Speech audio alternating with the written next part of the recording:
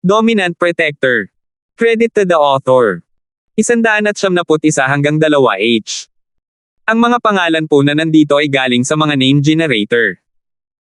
Kaya kung meron man pagkakatulad sa mga pangalan ng totoong tao o lugar, ito ay tunay na hindi sinasadya. Dahil doon, tumalikod si Josephine at tumakbo pabalik sa kanyang ina, nawala sa gabi pagkalipas ng ilang sandali. Matagal nang nawala si Josephine nang bumalik si Terence sa realidad. Napabuntong hininga siya habang nakatingin sa malayong figure ni Josephine na in love na ba siya sa babaeng ito. Hindi alam ni Terence kung naging mas mature na ba siya, o naging mas impulsive ba siya. Ang naiintindihan niya, gayunpaman, ay hindi man lang sumagi sa isip niya ang tanong kung nangyari ito noong 1 taon. Binago ba siya ng mga mapayapang araw? Mukhang oras na para makipag-usap kay Old Linford. Boss, ano bang nangyayari sa'yo? Sabi ni Jacob, hindi na ito napigilan habang pinapanood niya si Josephine na tumatakbo.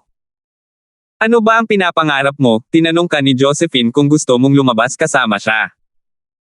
At nakatitig ka lang at nangangarap ng gising. Si Jacob ay malinaw na labis na nagtrabaho tungkol sa buong bagay. Gusto lang niyang malaman kung ano ang gusto ko, iyon lang. Sabi ni Terence, umiling-iling. Terena, tigilan mo na ang paghahanap. Hindi ko alam kung ano ang sasabihin ko, boss, iyon ay isang perpektong pagkakataon at hinayaan mo lang itong dumaan. Sabi ni Jacob na nakasubsob ang mga balikat, na para bang napakahalaga nito sa kanya o kung ano man. Magkakaroon ng mas maraming pagkakataon. Sabi ni Terence habang tinitingnan ang text na natanggap niya galing kay Cheryl, nagtatanong kung anong oras siya uuwi.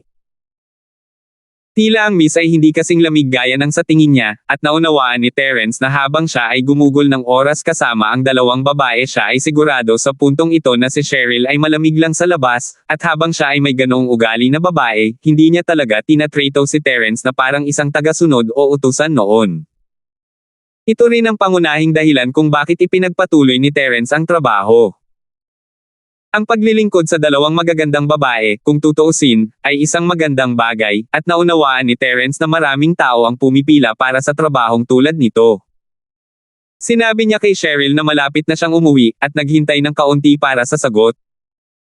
Umiling siya na may mapait na ngiti nang hindi ito dumating. Ang miss ay ang miss, kung tutuusin. Nagbayad siya ng pamasahe sa taxi pagkarating sa villa, at naglakad papunta sa front door. Binigyan din siya ni Fredo ng mga susi, at hindi niya kailangan na pagbuksan siya ng pinto ni Cheryl o Yasi. Pumasok siya sa loob ng bahay pagkatapos niyang buksan ang pinto.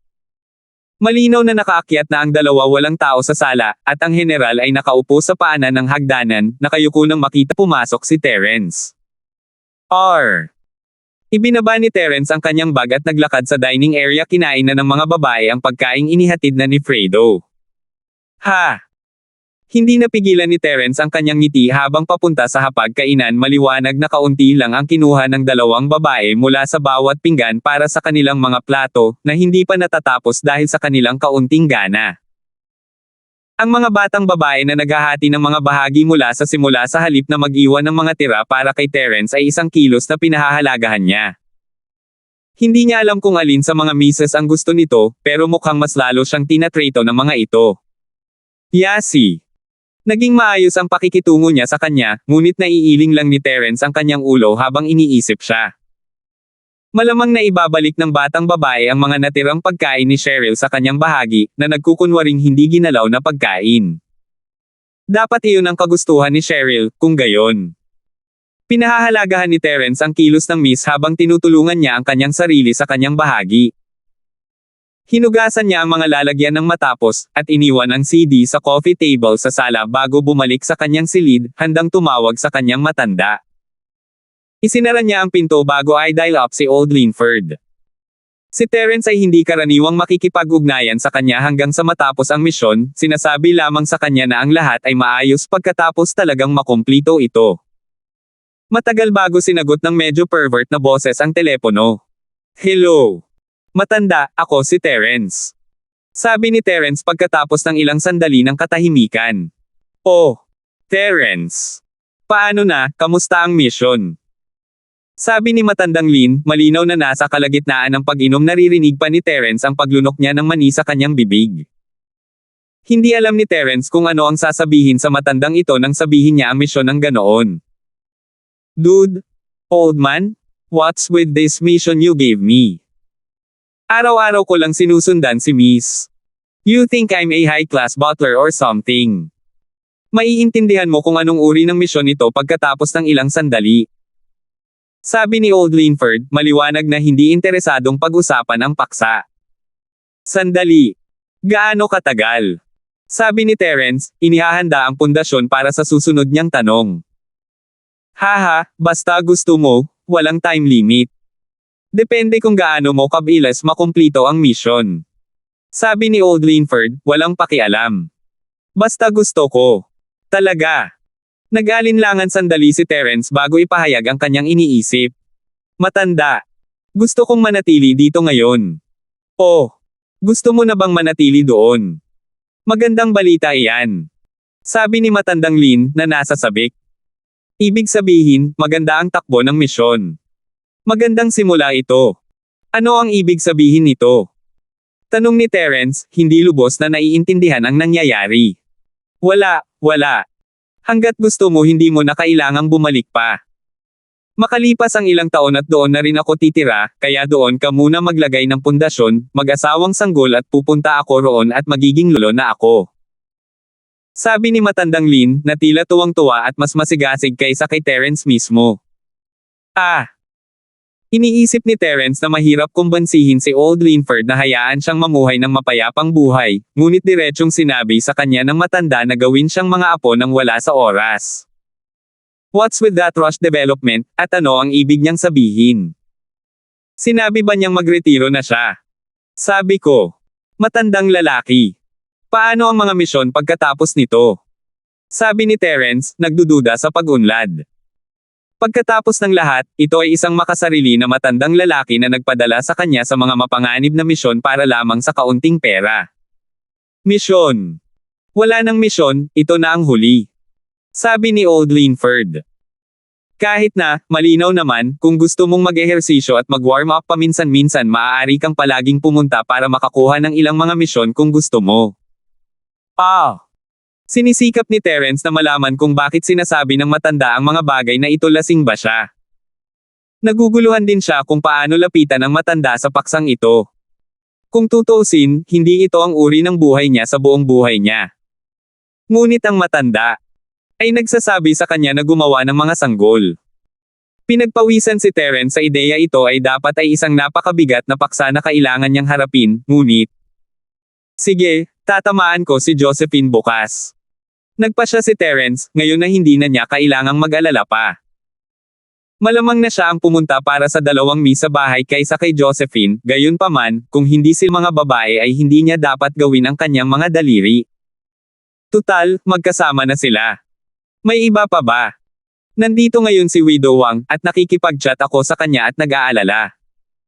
I'm hung up, okay, bye-bye. Sabi ni Old Linford, ibinaba ang tawag bago pa man siya sagutin ni Terence. Mapait na ngumiti si Terence habang tinitignan ang telepono sa kanyang kamay, tila panaginip ang lahat. Malapit na bang magbago ang buong buhay niya mula sa wala sa lugar na ito, kakaibang misyon? 172 mga pinabagsak na slum. Tiniyak ni Terence na parehong hindi lalabas sina Cheryl at Yasi bago naglakad patungo sa Yas Ice Beetle. Sabado ng umaga noon, at papunta siya sa kinaroroonan ni Jacob. Ibinigay na sa kanya ni Fredo ang kanyang lisensya 2 araw na ang nakakaraan, at hindi na kailangang mag-alala ni Terence na mabangga siya sa pulis tuwing siya ay nagmamaneho.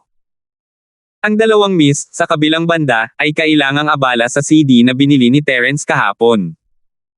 Tinawag ni Terence si Jacob habang palabas siya ng pinto. Halos lahat ay may sariling telepono sa panahong ito dahil ang pinakamurang mga telepono ay naging kasing baba pa ng $1 o $200. Ang isa ay kailangang nasa isang medyo mahirap na sitwasyon upang walang telepono, tulad ng Josephine, halimbawa. Nasaan ka, Jacob? Tanong ni Terence. Nasa bahay ako, hindi pa lumabas. Handa ka nang umalis, boss. 1 linggo nang inaabangan ni Jacob ang araw na ito, tutal, ang pagpunta sa bahay ng school beauty para kumain ay isang pambihirang karalan. Naghihintay siya ng tawag sa telepono ni Terence pagkatapos gumising ng maaga sa umaga. Saan ang bahay mo? Pupuntahan kita. Tanong ni Terence. Sinundo mo ako. Huminto si Jacob, hindi maintindihan ang ibig sabihin ni Terence. Sa Times Street ako nakatira, pero boss, saan ka nakatira? Magkita na lang tayo sa Slums District kung malayo ako. Times Street. Hinti Josephine mo ako. Sabi ni Terence bago ibinaba ang tawag. May naka-install na jeep system si Yasi sa kanyang sasakyan, at nakatanggap si Terence ng mga direksyon pagkatapos mag-type sa Times Street. Ang Times Street stop ay isang lugar na dinadaanan ni Terence sa tuwing papasok siya sa paaralan, isa sa mga mas madaling hinto na mahanap. Tinawagan niya si Jacob pagdating niya doon, at sinabing nasa Times Street bus stop siya. Hindi nagtagal bago ang isang napakahusay na damit na Jacob ay lumakad papunta sa hintuan, tumingin sa kaliwa at kanan para kay Terence. Jacob. Dito. Kumaway si Terence habang binuksan niya ang pinto ng co-driver. Boss. Nagulat si Jacob nang makita niya si Terence bilang kanyang sasakyan. Mabilis niyang tinahak ang daan. Ito ang kotse mo. Haha. Tumawa si Terence, hindi itinatanggi o inamin ito ay isang bagay na mas gusto niyang hindi ipaliwanag. Tinanggap iyon ni Jacob bilang oo, at sumakay sa kotse. Wow, boss, hindi ko alam na medyo mayaman ang pamilya mo. Akala ko mahirap ka at galing ka sa bundok. Okay naman kami. Matapat na sinabi ni Terence magiging okay lang sila ni matandang Linford kung ang mga misyon ay magbubunga lamang ng ilang daang dolyar tulad ng sinabi ng matanda sa kanila.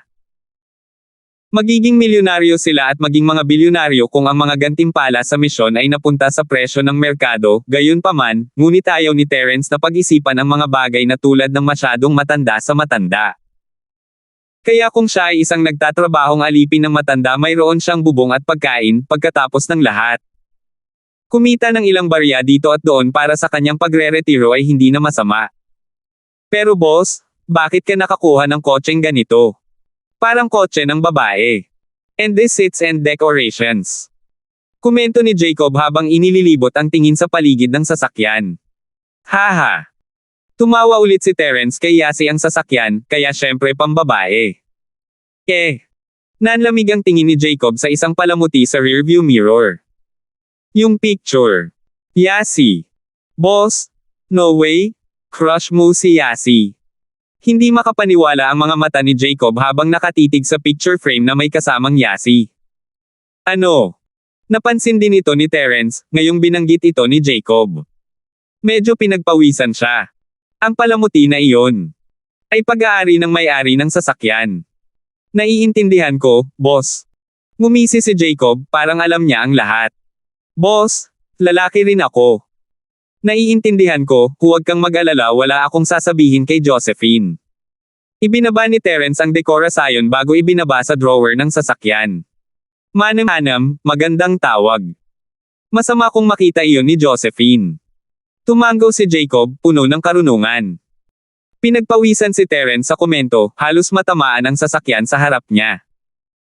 Tinukoy ng mga slum ang lugar sa loob ng lungsod, na binubuo ng mataas na konsentrasyon ng flat house, luma, mababang kalidad, at masikip na espasyo.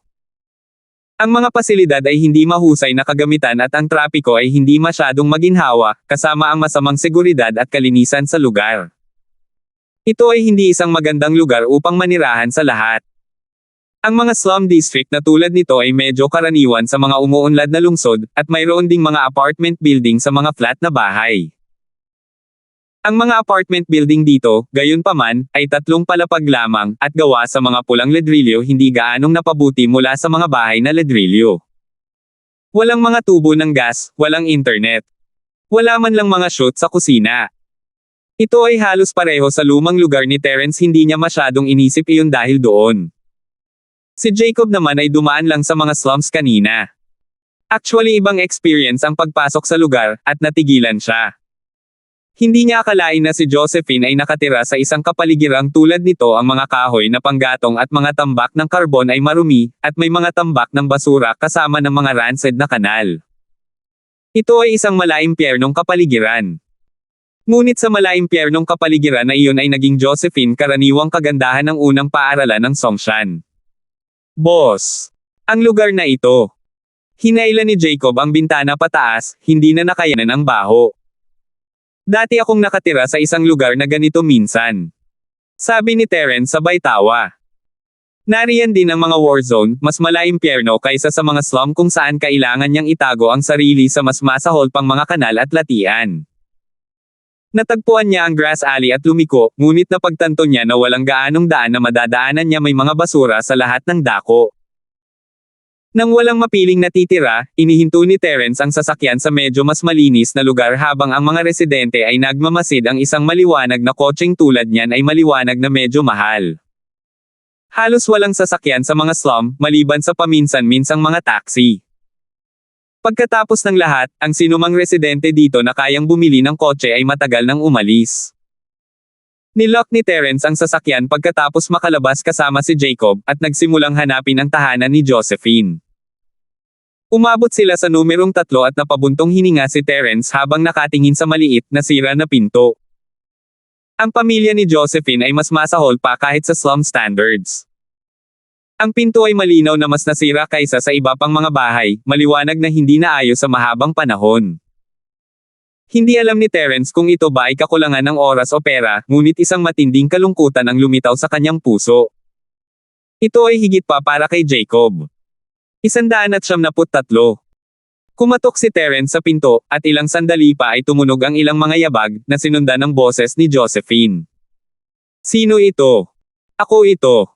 Sabi ni Terence. Isang malinaw na katahimikan ang namayani bago bumukas ang pinto na may kasabay na langit-ngit. Inilabas ni Josephine ang kanyang magandang mukha, isang malamig na mukha na walang ngiti dito. Pakipasok. Napakurap-kurap si Terence sa sagot. Si Josephine ay hindi kailanman nagkaroon ng magandang ugali sa kanya, ngunit mayroong kahit isang diretso sa kanya, isang pagkatigas ng ulo. Galit na galit din siya para tapakan ang sapatos at gamit nito, ngunit ang lamig lang sa mga mata niya ngayon. Si Jacob, sa kabilang banda, ay hindi nakuha ang maliit na detalyeng iyon. Sinundan niya si Terence sa bakuran at tiningnan ang lahat ng magulo doon. Nagulat siya nang makakita siya ng puno ng peach. Boss, tingnan mo. May peach tree dito. Ang mga flat house ay karaniwang may kasamang maliliit na yarda, kung saan ang mga naninirahan ay nagtanim ng mga bagay. Isang kasanayan ang ginawa ng mga matandang kapitbahay ni Terence, hindi ito nakakagulat para sa kanya. Ngunit si Jacob ay lumaki sa lungsod, at natural lang sa kanya na maging mausisa at masasabik sa mga bagay na tulad niyan. Nandito ba ang mga kaibigan mo, Josephine? Ang boses ni Mrs. Duran ay umalangaw-ngaw mula sa loob ng bahay, isang mukhang lumang brick structure na gawa sa pulang brick. Walang semento sa gusali, at ang mga bintana ay gawa sa luma at kalaw-angin ng mga tabla. Isang bogbog na kapaligiran, kung saan nanirahan ang nagniningning na kagandahan ng paaralan. Oo. Mahinang sagot ni Josephine, hindi na galit o frustrated ang tono niya kay Terence, parang mga estranghero silang dalawa. Nandito si Terence. Please, pumasok ka. Masayang sabi ni Mrs. Duran, nakita niya sina Terence at Jacob habang papalabas ng bahay. Tita. Bati ni Terence bago pumasok kasama si Jacob. Ang lugar ay isang klasikong, makalumang silid na may maliit na pader na kusina at iba pang mga silid. May maliit sa kusina, malamang kay Josephine. Eto, upo. Madamdaming sabi ni Mrs. Duran habang pinapasok niya ang mga lalaki sa loob. Josephine, mag-chat ka muna sa mga kaklase mo, maghahanda ako ng barbecue. Oh. Tumanggaw si Josephine, naupo sa upuan sa tapat ni Terence. Walang gaanong espasyo sa sofa, at ayaw ni Josephine na makisiksik kay Terence. Umalis si Mrs. Duran sa silid, at ipinatong ni Josephine ang kanyang baba sa kanyang mga kamay habang nakatingin sa lupa, hindi umiimik. Si Terence, sa kabilang banda, ay nagtaka kung ano ang nangyari kay Josephine ngayon. Naging kakaiba ang kanyang kinikilos mula pa noong una itong pumasok, na parang hindi nila kilala ang isa't isa o ano. Gayunpaman, hindi magandang plano ang pag-upo lamang ng hindi awkward, at sinubukan ni Terence na magsimula ng pag-uusap. Nasa bahay ba si Tito? Nakarinig si Terence ng ilang ingay na nagmumula sa loob ng bahay. Nakasara ang pinto, ngunit si Terence ay may sensitibong mga tainga. Nasugatan ng tatay ko sa trabaho. Hindi siya makababa sa kama. Paliwanag ni Josephine. Injury. Seryoso ba? Sabi ni Terence. Isinasaalang-alang niya ang mga posibleng sitwasyon ng pamilya, ngunit hindi niya inaasahan na ang kanyang ama ay nakarete dahil sa isang pinsala. Kami ay nag-iipon, nagpaplano na magpa-opera sa kanya sa bandang ikalawang kalahati ng taong ito. Makaka-recover siya kung gumana ang operasyon. Mahinang paliwanag ni Josephine na parang nakikipag-usap sa isang estranghero. Bakit hindi ka mabayaran kung gayon, kung ito ay isang pinsala mula sa trabaho? Tanong ni Jacob. Hindi inaako ng may-ari ng pabrika ang responsibilidad, ano ang magagawa natin? Sabi ni Josephine, na tinanggap ang kanilang kapalaran.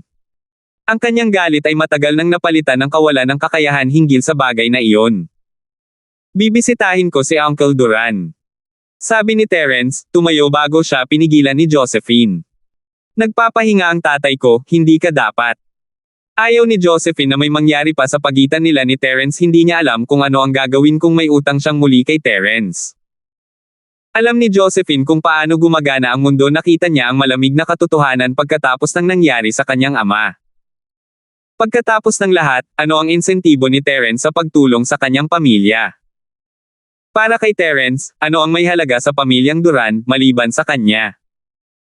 Maaari lamang itong magwakas sa isang paraan kung ang mga utang ay nakasalansan hanggang sa puntong hindi na nila siya mababayaran pa. Kailangan ni Josephine na gamitin ang kanyang katawan para bayaran ang mga ito.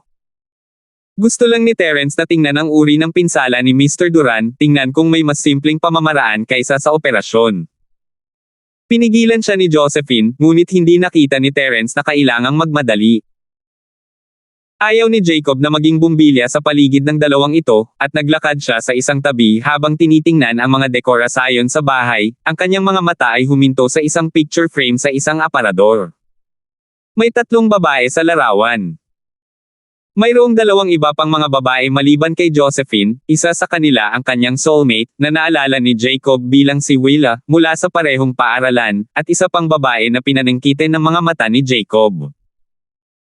Walang pag-aalin lang na si Josephine ang pinakamaganda sa kanilang 3, ngunit ang huling babae ay hindi masyadong malayo kay Josephine sa mga aspeto ng hitsura. Siya ay may ganoong hitsura sa kanya, masyadong, ang malambot, cute, kaibig-ibig na tipo. Sino ang babaeng ito? Ang puso ni Jacob ay nagsimulang kumilos habang iniisip niya ang tungkol sa kanyang mga pagkakataon sa babae. Siya ay lubos na sumuko kay Josephine, at siya ay masisiyahan kung si Terence lamang ang makakasama niya. Ang isa pang babaeng ito, gayunpaman. Ito. Larawan. Tanong ni Jacob, hindi na napigilan ang sarili. Sinundan ni Josephine ang tingin ni Jacob, at nakita ang larawang tinutukoy niya. Yun ang 2 kong mabuting kaibigan. Kilala ko si Willa, galing siya sa school namin. Pero siya. Tanong ni Jacob pagkatapos ng ilang pag-aalinlangan, medyo bastos, pero ayaw niyang isuko ang pagkakataong ito. Siya si Jar Allen, isang matalik na kaibigan na kinalakihan ko. Sagot ni Josephine, halatang hindi gaanong gustong makipag-usap tungkol sa kanya, iniwan ito sa simpleng pagpapakilala lamang.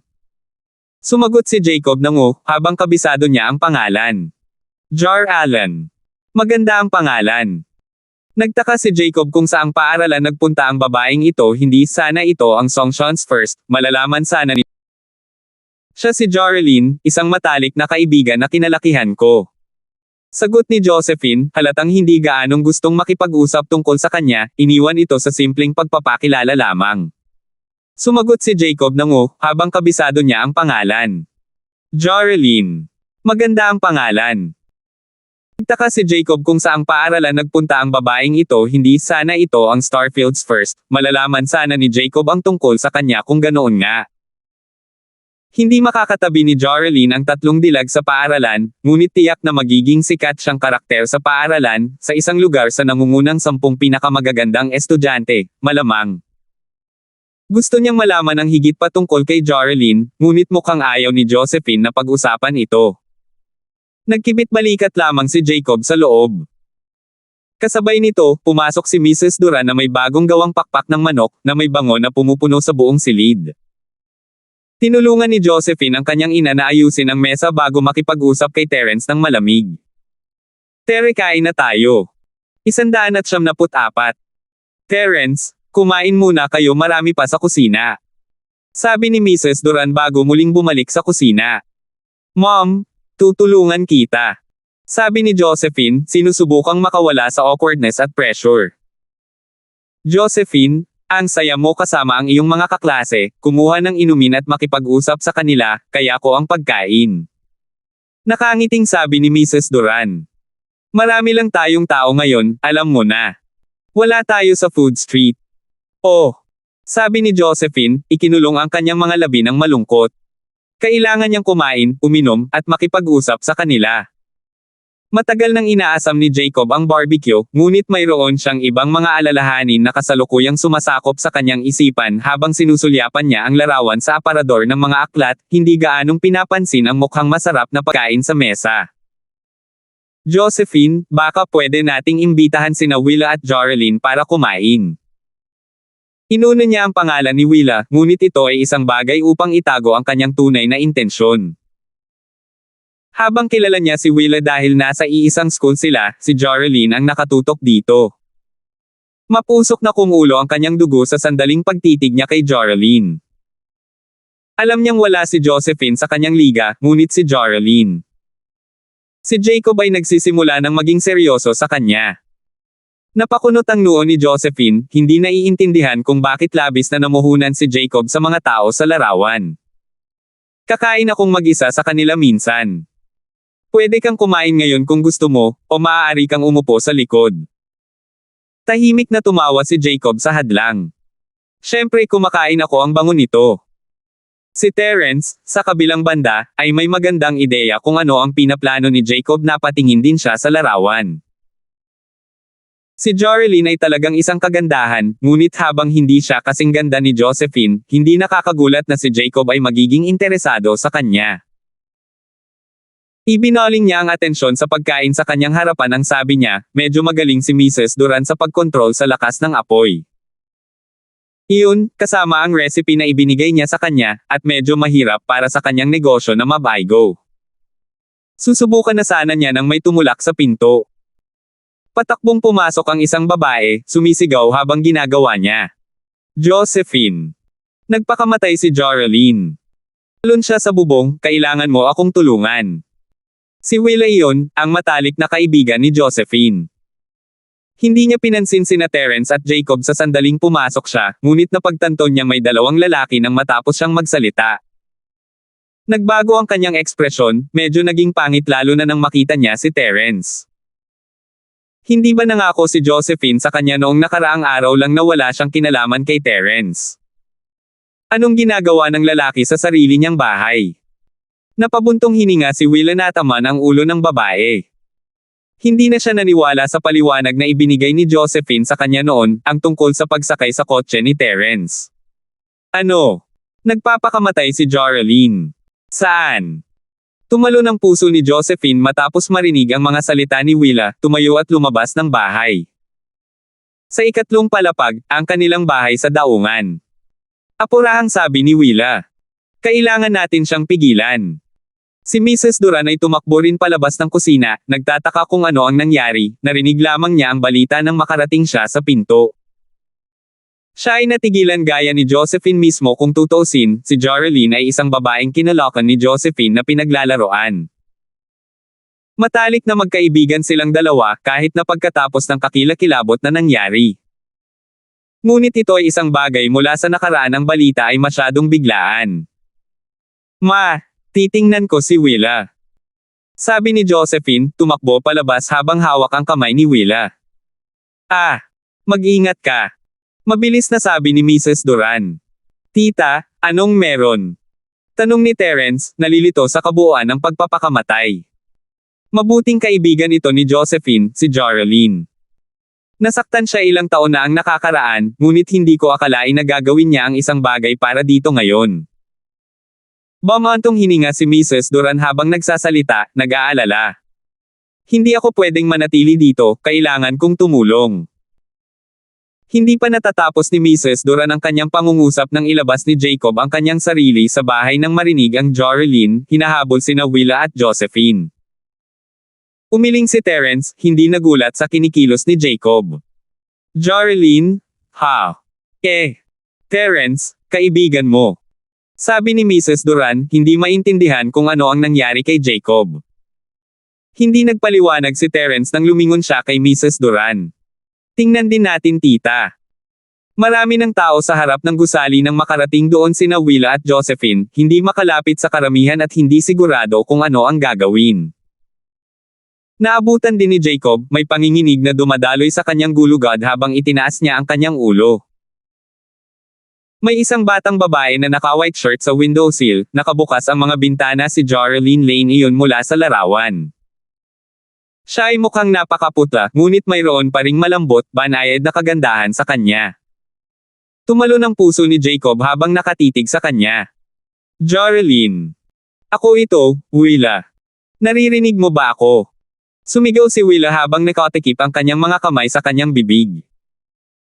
Si Jarlene, gayunpaman, ay tila hindi narinig ni Willa, nakatingin sa malayo na walang laman ang mga mata habang siya ay nakasquat sa third floor windowsill. Jarlene, bumaba ka na. Delikado talaga. Sabi ni Josephine, na nagpapanik din. Ang mga mamamayan mula sa karamihan ay naninirahan sa mga slum, at karamihan sa kanila ay alam ang tungkol sa soulmate na relasyon sa pagitan ng tatlong babae, na naging daan para dumaan sina Josephine at Willa. Nagpunta sila sa Jarlene, nakasalubong ang kanyang ina na si Helena, na may luha sa kanyang mga mata habang nakatingin sa kanyang anak, sinusubukan ang kanyang makakaya na tawagan si Jarlene nang hindi nagtagumpay. Tita Song. Anong nangyari?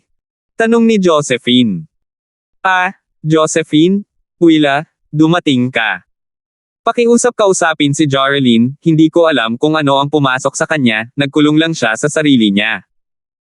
Hindi mabuksan ng kanyang ama ang pinto, at tumatawag siya ng lockpicker. Nag-aalalang sabi ni Helena, na inipit ang kanyang huling pag-asa kina Josephine at Willa. Sina Terence at Jacob ay sumugod din. Si Jacob ay may mga butil ng pawis na tumutulo sa kanyang noo sa puntong iyon, na tila mas nag-aalala kaysa kina Josephine at Willa. Boss, anong gagawin natin? Anong gagawin natin? Hindi sumagot si Terence kay Jacob, nakatingin siya kay Jarlene. Mayroon siyang lubos na pagtitiwala na magagawa niyang umakyat at makuha siya sa taas na iyon, ngunit ilantad nito ang kanyang mga kakayahan sa lahat ng nanunood. 175. Huwag kang tumalon pababa, hindi mo kaya. Bata ka pa, buong buhay mo pa ang unahan mo. Gulat na sigaw ni Jacob, nakakagulat na malakas ang boses. Ang malakas na boses ni Jacob ay kakaiba sa mga tawag ni na Josephine, Willa, at Helena, at naakit nito ang atensyon ni Jarlene.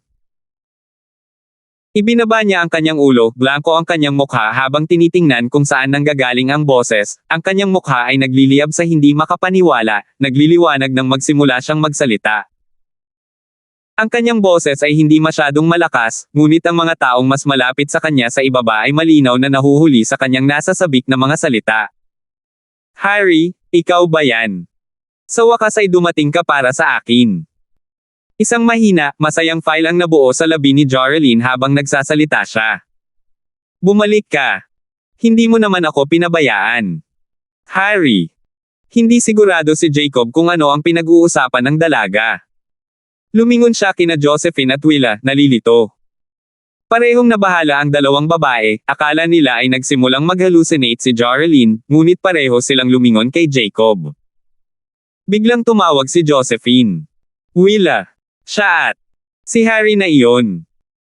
Akala niya ay pamilyar si Jacob, ngunit hindi siya gaanong pinapansin ang lalaking iyon ay isang uri ng delinquent na nakipag-away sa paaralan, isang bagay na natural niyang inaasahan sa isang lalaking sumunod kay Terence.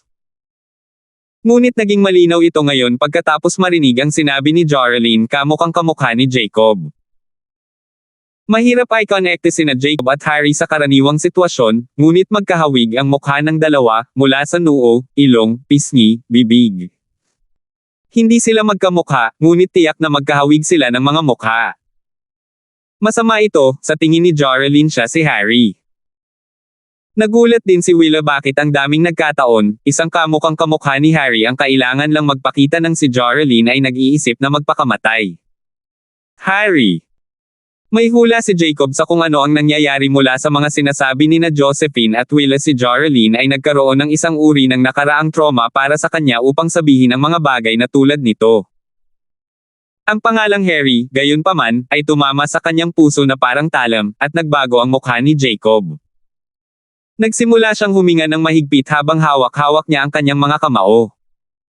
Sabi mo sa tingin niya ay ako si Harry. Oo nga, kamukha mo talaga yung lalaking nagpal-AS kay Joralyn. Are you maybe his relative or something? Tanong ni Willa, hindi napansin ang ekspresyon ng mukha ni Jacob.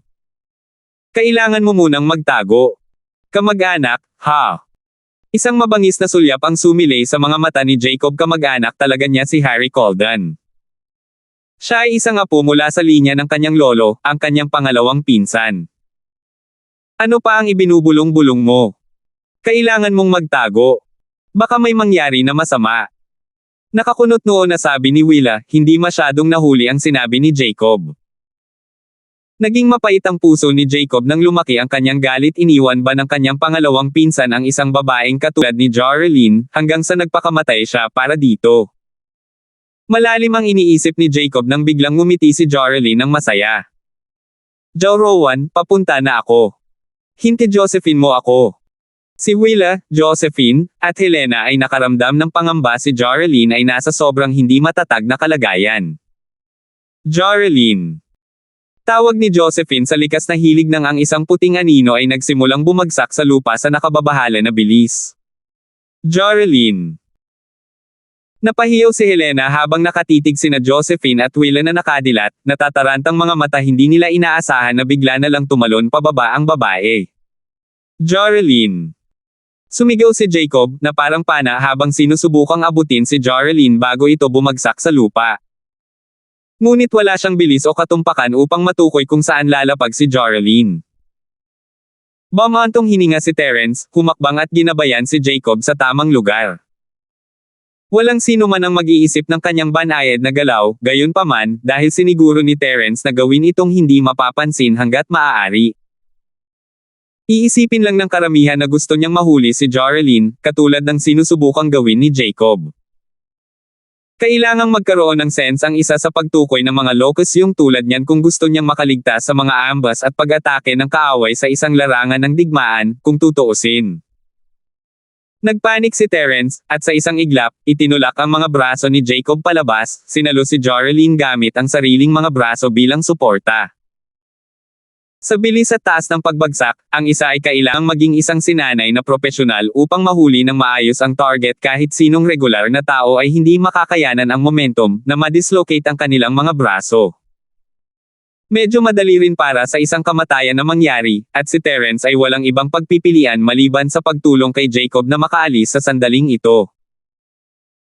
Hindi inisip ni Terence na tulungan siya sa senaryo ng damsel in distress. Ito ay isang kapatid na patuloy na sumusunod sa kanya at tinatawag siyang i-boss, kung tutuusin. Tahimik na binawi ni Terence ang kanyang mga braso pagkatapos ligtas na nasa mga bisig ni Jacob si Joralyn. Sa kung gaano katense ang sitwasyon, medyo mahirap para kay Jacob na mapansin ang mga pagbabagong naganap. Iisipin na lang niya na may kakaiba pagkatapos humina ang adrenaline, ngunit malamang na iyon na.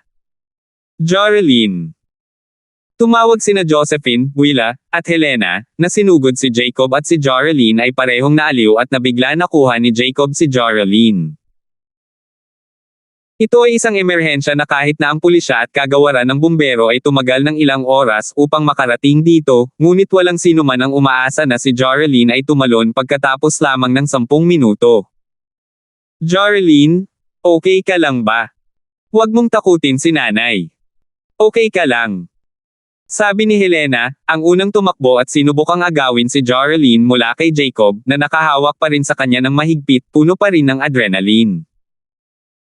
Kung tutuusin, ang tanging nasa isip niya ay hulihin at hawakan si Joralyn para hindi siya mamatay. Natural lang noon na patuloy itong kumapit ng hindi malay. 196. Napaatras na si Terence sa gilid, binigyan si Jacob ng lahat ng spotlight. Si Joralyn, sa kabilang banda, ay nahimatay na, sa gulat o sa pagkakahawak ni Jacob sa kanya. Inilagay ni Helena ang kanyang kamay sa mga butas ng ilong ni Joralyn, na nakahinga ng maluwag matapos malaman na siya ay buhay pa. Fu! Nag-thumbs up si Willa kay Jacob matapos malaman na ayos lang si Joralyn. Ang ganda, bayani. Paghuli sa kanya mula sa taas na iyon, ganda. Noon lang napagtanto ni Helena na ang binata na nauna sa kanya ang nagligtas sa kanyang anak. Pinaulanan niya ng pasasalamat si Jacob habang nakahawak ang kamay niya sa mukha ni Joralyn. Maraming salamat, binata. Kung hindi mo siya nahuli. Ang Joralyn ko ay... Ang sindik ng pag-iisip ay nagpaluha sa mga mata ni Helena, iniisip lamang kung ano ang maaaring nangyari kung wala si Jacob ay isang ganap na bangungot. Tita, wala po, ito po ang dapat kong gawin. Nahihiya at namumula na sabi ni Jacob. Kung tutuusin, naging masigasig siya sa pagliligtas kay Joralyn dahil sa kanyang romantikong damdamin para sa kanya. Ang isang bystander ay hindi nasasabik gaya ng dati. Si Jacob ay hindi santo, walang bumbero, walang pulis, at tiyak na walang Ultraman. Hindi siya sisingilan ng biglaan kung hindi si Joralyn. Nang hindi man lang nag-iisip kung mahuhuli ba niya ang biktima sa simula pa lang, naroon ang pag-aalala na mapatay ang kanyang sarili kung nahulog ito sa ulo nito, o magkaroon ng malubhang pinsala kung mahulog ito sa ibang lugar. Nangyari rin ito dati, mga kaso ng mga taong namamatay mula sa epekto matapos mabigang iligtas ang taong tumalon mula sa isang gusali. Wala lang. Bro, nakuha mo ang respeto ko. Ako, si Willa, humanga. Sabi ni Willa, hindi napapansin ang nahihiya at nagigilty na tingin sa mga mata ni Jacob habang tinatapik siya nito sa balikat. May kailangan ka, hanapin mo lang ako. I just got lucky. Matapat na sabi ni Jacob, siya mismo ay hindi niya alam kung paano niya nahuli ng maayos si Joralyn. Sinuwerte lang ha. Nag-isip si Josephine habang nakatingin kay Terence, na tumakbo na sa gilid. Binawi niya ang labi niya. Kakaibang lalaki. Maaaring nakaligtaan ito ng ibang tao, ngunit matalas ang mata ni Josephine. May mali. Kinasuhan na ng lalaki si Jacob, pero ginagawa niya ang mga bagay-bagay sa katawan ni Jacob sa halip na suluhin si Joralyn. Hindi maiwasang maghinala ni Josephine. Kung tutuusin, ano ang kinalaman ng pagpapakamatay sa kanya? Hindi maintindihan ni Josephine kung bakit binibigyang pansin niya si Terence, ngunit binago niya ang kanyang atensyon kay Joralyn habang itinataboy niya ang kanyang masalimuot na damdamin para sa kanya. Ang mga sirena ay narinig mula sa malayo, at isang ambulansya, fire truck, at sasakyan ng pulis ang pumunta sa eskinita. Nagdududa ang mga bumbero matapos marinig na nahuli ang nagpapakamatay na babae, ngunit umalis pagkatapos magtanong ng mga detalye. Ang pulis, sa kabilang banda, ay nagsimulang kumuha ng mga testimonya mula sa karamihan, umalis din pagkatapos malaman ang nangyari. Si Harry ay maaaring isang asshole para sa pag-abandona kay Joralyn, ngunit hindi iyon legal na itinuturing na isang krimen na awa sila sa babae, ngunit ang pulis ay hindi kailangang masangkot dito. Bumaba ang ilang nurse sa ambulansya at tinanggap si Joralyn mula sa mga kamay ni Jacob bago siya inilagay sa stretcher. Pagkatapos ay tinawag ng isang nasa katanghaliang gulang na doktor ang mga tao. Pwede po bang sumakay sa ambulansya ang kamag-anak ng pasyente? Ibang mga hindi sangkot na mamamayan, mangyaring gumawa ng paraan. Ako ang nanay ni Joralyn. Sabi ni Helena habang naglalakad papunta sa doktor. Tiningnan ng doktor si Helena bago tumango. Sumama ka sa amin sa ospital. Sina Willa, Josephine, at Jacob ay lalo na gustong sumakay sa ambulansya.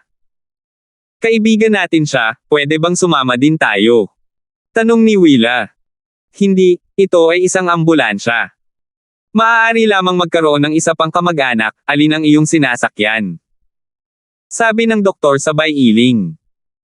Hindi pa man lang naibukan nina Josephine at Willa ang kanilang mga bibig ng isang bahagyang nasasabik at panik na boses ang nagmula sa isang tao sa likuran nila, si Jacob Colden iyon. Halos sumakay na si Jacob sa ambulansya nang hilahin siya pabalik ni Terence, may mapait na ngiti sa kanyang mukha. Naiintindihan niya ang damdamin ng lalaki, ngunit ano ang nangyari sa kanya na pumalit kay Josephine at Willa? Paano niya ipapaliwanag kay Helena ang relasyon nila ni Joralyn? Hindi nila masabi sa kanya na ngayon lang sila nagkakilala. Hindi pa nga magkakilala ang dalawa. Love at first sight lang sa part ni Jacob. Willa, sumama ka sa kanila. Sabi ni Terence habang hinihila si Jacob sa likod niya. Boss, please. Bitawan mo ako, please. Sabi ni Jacob, very worked up, na parang hindi siya susuko hanggat hindi niya nakukuha ang wish niya. Jacob. Hindi nakaimik si Terence. What the hell dude? Makapasok ka na lang sa kotse ko kung gusto mong sumama. Ah. Tama na. Sabi ni Jacob, kumalma habang umiiling, nahihiya. Totoo nga ano ang dapat niyang sabihin sa ina ni Joralyn kung sakaling sumakay siya sa ambulansya. Nakatingin lang sina Willa at Josephine kay Jacob, at si Josephine ay nagsisimula ng maisip kung ano ang nangyayari. Si Jacob ay binibigyang pansin din ang larawang iyon pauwi. Si Willa, sa kabilang banda, ay walang ideya kung ano ang ginagawa ni Jacob. Ngunit hindi pa oras para magtanong, naghihintay pa ang ambulansya, at mabilis na sumakay si Willa bago ito umalis sa Starfield's First People's Hospital.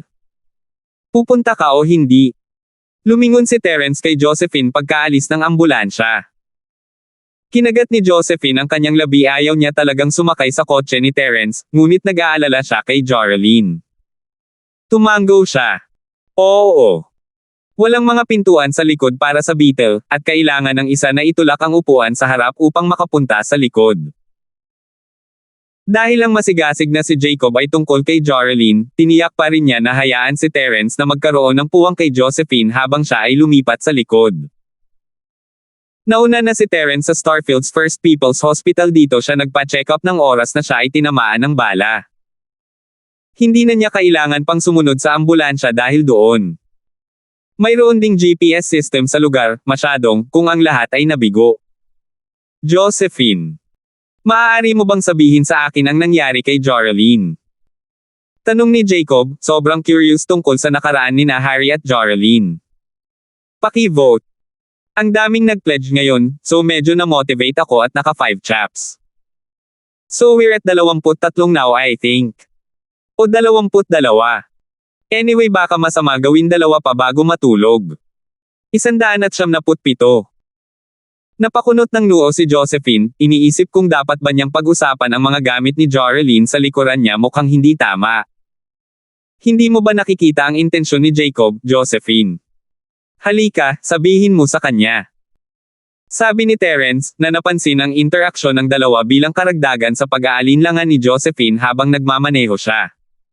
Pero, nag-aalangan pa si Josephine, alam niya kung ano ang pinagdadaanan ni Jacob, makakabawi si Joralyn kung dumikit si Jacob sa kanyang tabi, ngunit medyo tragic ang kwento ni Joralyn. Hindi siya sigurado kung tatanggapin ni Jacob ang katotohanan. Medyo balisa si Jacob doon. Nakangiting sabi ni Terence. Napabuntong hininga si Josephine. Si Joralyn, Willa Lane, at ako ay lumaki ng magkasama sa mga slums, talagang matalik kaming magkaibigan. Nasa 9 na baitang kami nang may isang batang lalaki na pumasok sa buhay ni Joralyn. Harry. Bahagyang nagbago ang mukha ni Jacob habang hinihigpitan ang mga kamao. Si Josephine ay nakaupo sa harapan, at hindi niya napansin ang pagbabago ng ekspresyon ni Jacob. Oo, Harry. Hindi ko akalain na maaalala mo ang pangalang iyon. Isang beses lang binibigkas ni Willa ang pangalan, kung tutuusin siguradong may something si Jacob kay Joralyn kung naaalala niya iyon.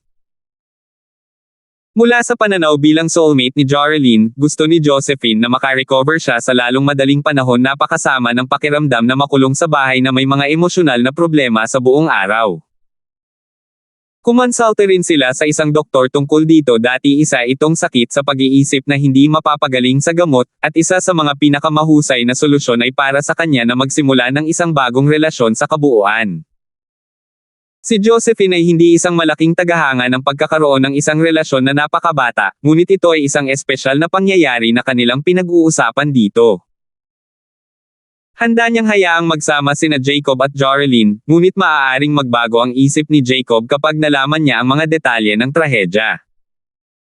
Napansin ni Terence ang galit na ekspresyon ni Jacob mula sa rearview mirror, may naramdaman. Talagang madamdamin si Harry na gawing kasintahan niya si Joralyn. Hindi maiwasan ni Josephine na titigan si Terence. Siya ay mula sa isang mayamang pamilya, at isa siya sa mga big shot na young master sa paaralan. Bata pa si Joralyn, at nahulog siya sa kanya. Mapait na ngumiti si Terence nang maramdaman niya ang pagtitig ni Josephine. Ano ang tinititigan mo sa akin? Hindi ako big shot young master, okay? Hindi pa nga kita sinusubukang habulin. Everything was a misunderstanding. At nagsama-sama sila. Patuloy ni Josephine. Naging maayos ang lahat sa simula, ngunit pagkatapos ay nagsimulang lumayo si Harry kay Joralyn, at nang tanungin siya ni Joralyn kung ano ang nangyayari, sinabi niya na gusto niyang makipaghiwalay sa kanya. Si Joralyn, syempre, ay hindi pumayag dyan, siya ay tuluyang nahulog sa kanya sa puntong iyon. At silang dalawa ay nasa ganoong uri ng relasyon na. Namula ang mukha ni Josephine, siya ay 18, ngunit isang batang babae pa rin. Natural lang na mapahiya siya sa mga paksang ganoon. Kaya pinuntahan niya si Harry para pag-usapan ito, ngunit nakita niya itong sumakay sa taxi kasama ang isa pang magandang babae. Hinabol niya sila, tinatawag si Harry sa lahat ng oras, ngunit malamig na tumingin sa kanya ang lalaki nang hindi huminto sa sasakyan. Sinubukan namin siyang pigilan ni Willa, ngunit hindi siya nakinig, at patuloy na hinabol ang taxi. Nang may dumaan na truck at nabangga siya. Kahit iyon ay hindi napigilan si Harry, umalis na lang siya. Lumipat siya ng mga paaralan pagkaraan ng ilang araw, at hindi na namin siya nakita simula noon. Sumakit ang binti ni Joralyn dahil sa aksidente, at ngayon ay nahihilo siya kapag naglalakad siya ng mahabang panahon, at kailangan niya ng mahabang panahon para gumalaw. Si Joralyn ay tumigil sa pag-aaral pagkatapos ng lahat, na ginugugol ang kanyang mga araw sa bahay. Hindi pa rin sumusuko kay Harry, pagkatapos ng ginawa nito sa kanya, palaging iniisip at pinapantasya na babalikan siya nito balang araw. Ilang beses ko na siyang sinubukang kausapin si Willa, ngunit hindi siya nakikinig. F***. Hinampas ng kamao ni Jacob ang bubong, ang kanyang mukha ay namumula sa galit at ang kanyang dibdib ay sumikip, itong Harry, bastard. Yung kotse. Hindi akin ang kotse. Hiniram ko. Pinagpapawisan si Terence habang nakatitig sa bukol na ginawa ni Jacob sa bubong. Hindi naman siya papatahosefay ni Miss Colton dahil dito, di ba? Ano ba namang tao? Si Josephine naman ay tinitigan si Terence ng masama. Pare, tingnan mo ang asar ng kaibigan mo, bakit mo pa pinapansin ang sasakyan? Wala kang pakialam sa kaunting bayad sa pag-aayos, halika. Siguradong na-miss ni Jacob ang sinabi ni Terence, dahil mas marami pa siyang suntok sa bubong. Gustong umiyak ni Terence, medyo malakas ang lalaking ito kapag naging marahas siya. Tila kailangan niyang ipaayos ang sasakyan pagbalik niya, baka ipagawa sa kanya si Uncle Fu. Patay siya kapag nakita ni Miss Colton na ganoon ang sasakyan niya, malamang hindi na niya ito ipahiram sa kanya. Ngunit paano niya sasabihin kay Fredo ang tungkol dito? Napagpasyahan niyang sabihin kay Fredo kung paano siya inatake ng mga kaaway ni Pablo, dahil nandoon ang lalaki nang sabihin niya kay Pablo ang tungkol sa mga Golden Class Masters noong araw na iyon. Sasabihin na lang niyang mga tauhan na naman ni Coldy. Haha, medyo matalino ako. Naisip ni Terence. Ang galit ni Jacob ay napakarahas na nagsimula siyang makakita ng mga bagay. Nakikita niya ang isang marupok, batang babae, sinusubukan ang kanyang makakaya upang makasabay sa isang taxi habang nakatitig siya sa malamig na lalaki at magandang babae sa loob. Siya ay sumigaw sa tuktok ng baga, desperado na maabot siya. At sa pinakamahina niyang sandali, may dumating na truck at nabangga siya. At ang lalaking sakay ng taxi, ang malamig at walang pusong lalaki, ay umalis na walang kahit isang katiting na pag-aalala para sa kanya habang si Joralyn ay nakahiga sa kanyang latak ng dugo, naghihintay pa rin ang asshole na bumalik sa kanya. Harry. Galit na nanlaki ang mga mata ni Jacob. Hindi sana siya magagalit ng ganito kung ibang tao, ngunit ang bastos na ito ay ang kanyang pangalawang pinsan. Ang parehong pangalawang pinsan na palaging minamaliit, palaging kinukutya ang kanyang pamilya. Fu. Nagpakawala ng mahabang hininga si Jacob habang nakatingin sa nasirang bubong, masama ang pakiramdam sa kanyang ginawa. Sorry boss, masyado akong nabalisa. Wala lang, huwag kang mag-alala. Ngumiti si Terence, may inihanda na siyang solusyon. Jacob, ano ang iniisip mo? Sinabi ni Terence ang isip ni Josephine sa tanong na iyon. Ipinaliwanag niya ang sitwasyon ni Joralyn kay Jacob, at ngayon ang natitira ay ang kanyang tugon. Si Jorelyn ay hindi na isang kumpletong babae, at iyon ay isang napakahalagang salik. Ito ay isang bagay na maaari niyang asahan na si Jacob ay lumilingon, ngunit ang kanyang may kapansanan na binti ay ang puso ng issue. Papayag ba si Jacob na tumanggap ng isang may kapansanang kasintahan? 178. Boss, I wanna try meet Jorelyn. Sabi ni Jacob pagkatapos ng ilang pag-aalangan. Iyon ang kauna-unahang babae na naging tunay at kinagigiliwan niya ilang oras pa lang, ngunit ang imahe ni Jorelyn ay naukit at nasunog sa kanyang puso. Ang kanyang damdamin para kay Josephine, Cheryl, at Yasi, kung tutuusin, ay walang iba kundi simpleng paghanga, isang bagay na nabighani niya dahil sa kanilang imposibilidad. Pero iba si Jorelyn, hindi niya alam kung love at first sight ba iyon o hindi, pero sigurado siya sa spark na nangyari nang makita niya si Jorelyn sa picture. Lalo na nang makita ang marupok na anyo ng batang babae na bumagsak mula sa ikatlong palapag ay sapat na upang masira ang kanyang puso.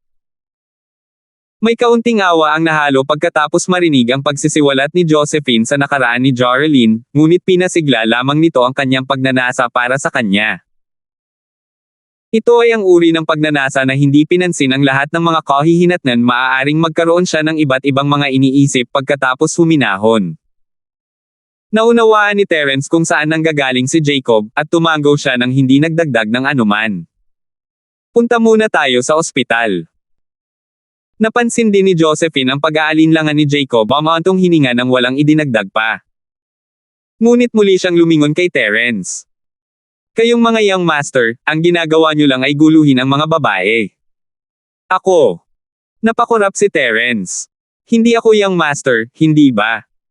Kinagat ni Josephine ang kanyang mga labi bago tumalikod kay Terence. Si Jacob naman ay lalong tahimik matapos ang kanyang galit na kasubsob ang ulo sa sahig. Ipinarada ni Terence ang sasakyan sa parking lot ng ospital, at pumunta silang tatlo sa emergency room kaagad.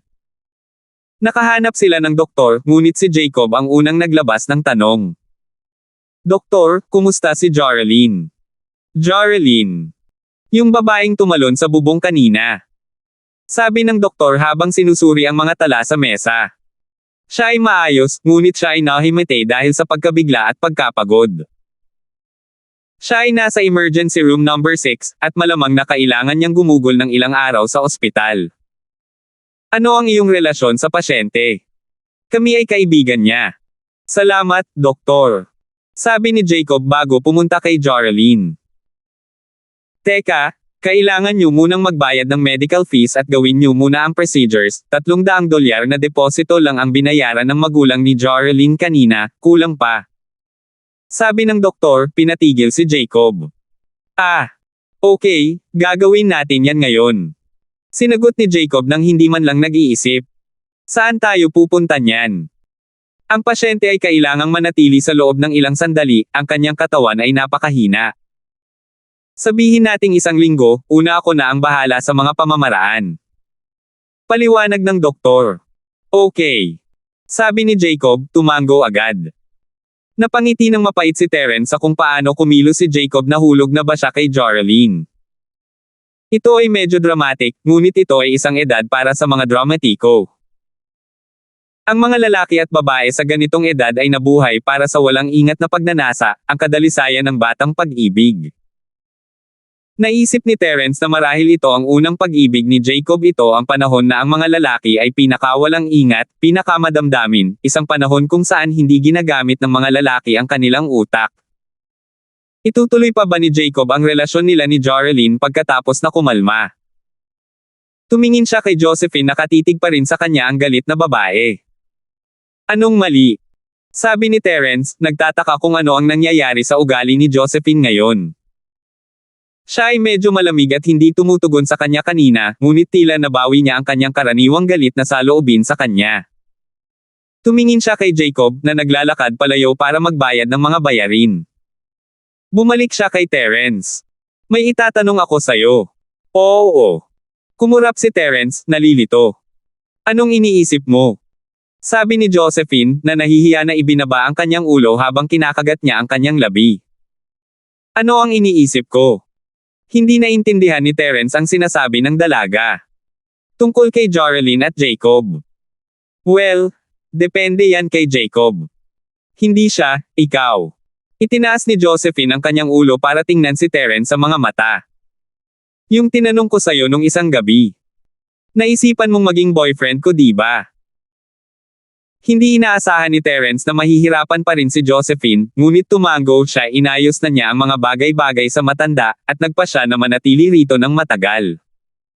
Hindi na niya kailangang maging ganoon ka-reserve.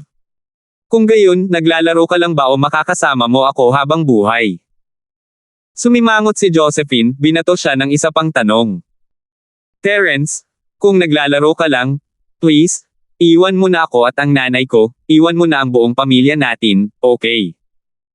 Hindi ako si Joralyn, bata pa siya nung nahulog siya dito, pero 18 na ako.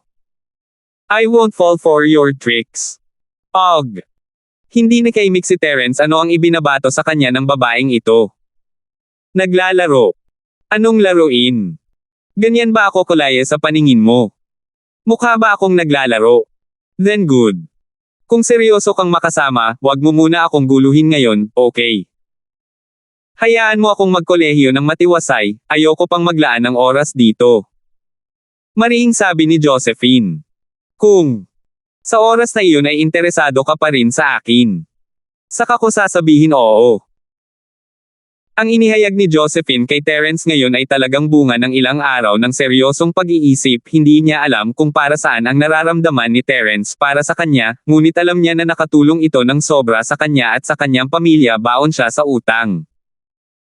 Ngunit si Josephine ay hindi gagawa ng isang bagay tulad ng pagkuha kay Terence para sa kapakanan ng pagbabayad. Kailangan niyang aminin unti-unti niyang tinanggap ang lalaking ito na pumasok sa buhay niya. Naglagay lamang siya ng malamig na harapan upang itago ang kanyang takot sa buong sitwasyon.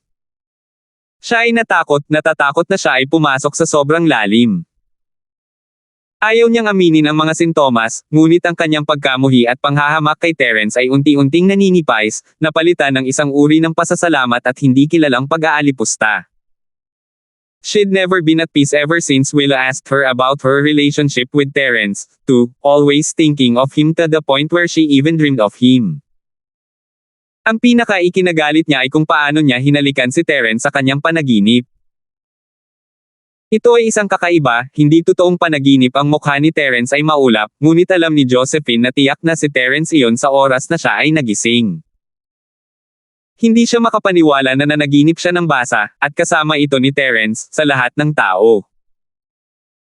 Alam ni Josephine na karaniwan na para sa mga teenager na magkaroon ng wet dreams, kung saan lilito ang taong may pinakamagandang damdamin para sa kanya. Ito ay isang bagay na kinuha niya mula sa isang textbook sa klase.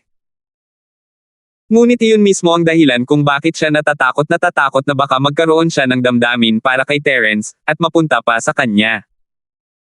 Sinabi sa kanya ng kanyang rasyonalidad na ito ay isang mapanganib na bagay, kailangan niyang bantayan ang kanyang hakbang. Kung hindi man ay haantong siya kay Joralyn. 179.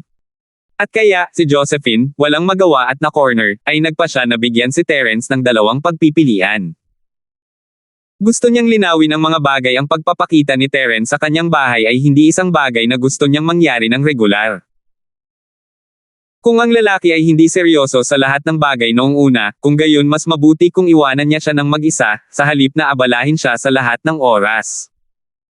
Kung seryoso siya, makatuwirang magtakda ng oras para sa kanya, pagkatapos ng huling pagsusulit.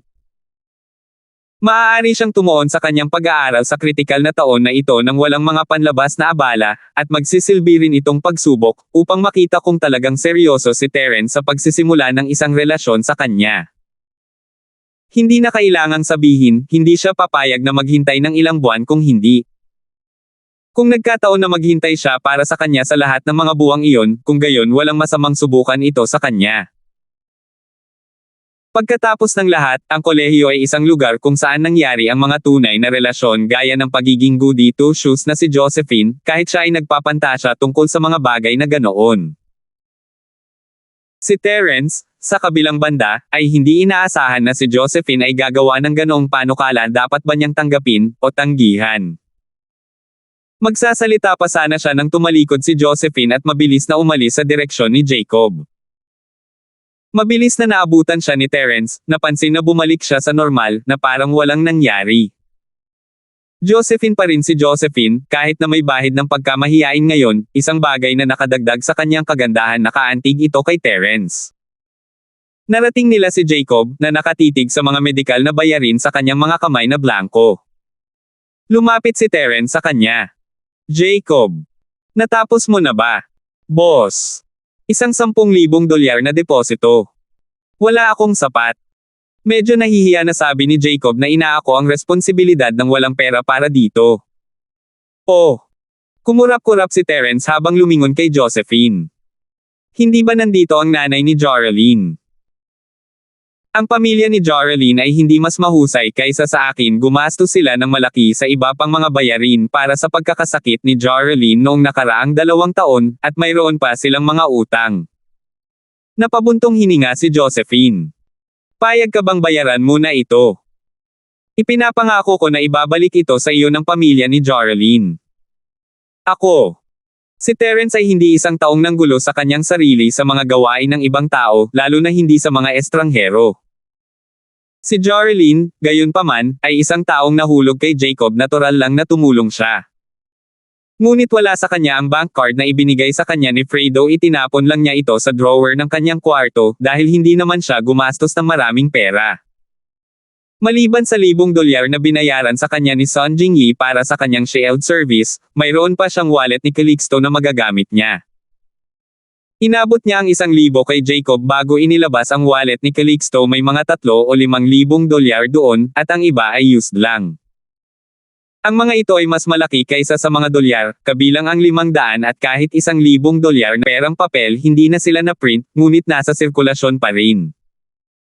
Ang mga ito ay mas katulad ng mga item sa pagkolekta kaysa sa pera na gagastusin ng isang tao, kailangan nilang maging mas mahalaga kaysa sa mga numerong nakaprint sa mga bill. Walang gugugol ng mga perang papel tulad nito. Maliwanag, ang malalaking perang papel sa wallet ni Calixto ay para sa tanging layunin ng pagpapakitang gilas lamang. Nakilala na ni Terence ang mga katulad na tao noon, masasabi niyang ang Wu ay isang makapangyarihang pamilya. Inilabas ni Terence ang lahat ng dolyar, iniabot ito kay Jacob bago nagtanong sa kanya. Tanungin mo sila kung ayos lang ang used. Nagpapasalamat na kinuha ni Jacob ang pera bago tumakbo sa counter. Excuse me, okay lang ba kami? Oo, ngunit para sa mga deposito lamang. Ang mga huling bayarin ay kailangang bayaran gamit ang dolyar. Sabi ng staff. Okay, salamat. Nakahinga ng maluwag si Jacob bago tumakbo pabalik kay Terence. Boss, ang used ay mabuti din, ngunit para lamang sa mga deposito. Kay, dito ka lang. Sinabi ni Terence habang inilalabas niya ang lahat ng $100 na perang papel para kay Jacob. Malamang na hindi nila makikilala ang $500 at $1,000 na perang papel kung ibibigay ni Terence ang mga iyon. Baka isipin pa nila na peking pera iyon. Hindi ko masabi na ganito kakayaman mayroon kang used, kahit na. Sabi ni Josephine, sumilip sa loob ng wallet ni Terence. Sinabi pa ng lalaki na hindi siya young master, ano ang pera na ito? Oh, itong wallet na ibig mong sabihin. Pinulot ko sa lupa. Nagkibit balikat si Terence. Kinuha ito. Kumurap-kurap si Josephine, medyo nadismaya sa mga kasinungalingan ni Terence, sa tingin ba niya ay tulala ito. Pinulot ito mula sa lupa. Bakit hindi siya makahanap ng wallet na ganyan sa lupa? Maaari mong tingnan ang IC dito kung hindi ka naniniwala sa akin. Sabi ni Terence habang inilalabas niya ang IC ni Calixto. Winuwagayway ito sa harap ng mga mata ni Josephine. Ah! Nanlaki ang mga mata ni Josephine sa ganap na hindi makapaniwala ang wallet ay hindi kay Terence. Pinulot talaga ng lalaking to. Napulot mo talaga. Pero, paano mo magagastos ang pera? Sinabi mo sa akin na magbayad muna. Sabi ni Terence habang ibinalik ang IC at ibinaba ang wallet sa kanyang bulsa. Ako.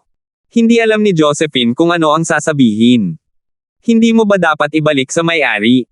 Baka sabik na sabik siya dito. Ah, ang may-ari ay hindi nababalisa o anuman. Ngumiti si Terence. Ito ay isang regalo. Ang pag-aalala ni Calixto sa kanyang pitaka ay ang huling bagay na inaalala ni Terence. Wala siyang magagawa kay Terence, gayunpaman, at sa pagtatapos ng araw, karapat-dapat ang lalaki. Kinuha lang ni Terence ang kanyang wallet dahil siya rin ang unang gumawa nito. Siya ay nasa isang medyo masamang sitwasyon kung i-report niya ito sa pulis, at medyo nakakahiya kung malaman ng kanyang pamilya. Ang pamilyang Wu ay dapat na isang medyo mahalagang pamilya, mula sa kung ano ang nakita ni Terence. Kaya't nagpa siya si Terence na walang pakialam, dapat na matuwa ang lalaki na hindi siya bina-blackmail ni Terence o ano paman. Regalo. Hindi yun pinaniwalaan ni Josephine, ngunit nagsalita ang lalaki, at hindi ito angkop para sa kanya na ipagpatuloy ang pagtatanong. Hindi siya sangayon sa ginagawa ni Terence, ngunit ito ay isang emergency, at kailangan ni Joralyn ang perang iyon. Pagkatapos ng lahat, may magandang ideya si Josephine kung paano bumaba ang mga bagay na tulad nito. Kung hindi binayaran ang mga medikal na bayarin, malamang na sipay nila si Joralyn palabas. Ang mga ospital ay hindi isang kawang gawa, kung tutuusin. Boss, salamat. Ibabalik ko sa iyo ang pera para sigurado. Tuwang-tuwang sabi ni Jacob habang naglalakad pabalik kay Terence na may pasasalamat, may hawak na resibo. Tamang sundan niya si Terence at tawagin siyang amo, kung tutuusin. Sino pa ba, nang walang pag-aalinlangan, ay bubunot ng ganitong kalaking pera sa parehong sitwasyon? Ibalik mo. Hindi naman gaanong kalimutan mo na. Sabi ni Terence, hindi niya inaasahan na babayaran iyon ni Jacob at lalo na ng pamilya ni Joralyn sa kanya. Magiging okay na siya sa halagang iyon kung magkakasama sina Joralyn at Jacob. Ito ay isang bagay na gusto niyang makita bilang i-boss ni Jacob. Boss. Magsasalita pa sana si Jacob nang pigilan siya ni Terence. Puntahan mo siya. Sabi ni Terence. Ah, tama. Tama. Tumango si Jacob. Tumingin siya kay Terence nang may pasasalamat bago naglakad palayo. 200. Pumunta sila sa 6 na silid. Ang binanggit ng doktor kanina, sina Helena Song at Willa ay nakaupo sa tabi ng pinakaloob na kama, mula sa 3 iba pa na inookupahan ng mga pasyente. Hindi tumigil si Jacob upang isaalang-alang kung ano ang iisipin ni Helena sa kanya habang diretsyong sinisingil niya si Joralyn, nakahinga ng maluwag matapos makitang maayos na siya. Kanina pa ito sinabi ng doktor, ngunit hindi siya mapakali hanggat hindi niya nasisiguro sa sarili niyang mga mata. Josephine, nandito ka na. Bati ni Willa, medyo may kulay ang kanyang mga mata habang ang kanyang tingin ay tumigil kay Terence, na nakatayo sa tabi ni Josephine. Oo. Kumusta siya, Willa?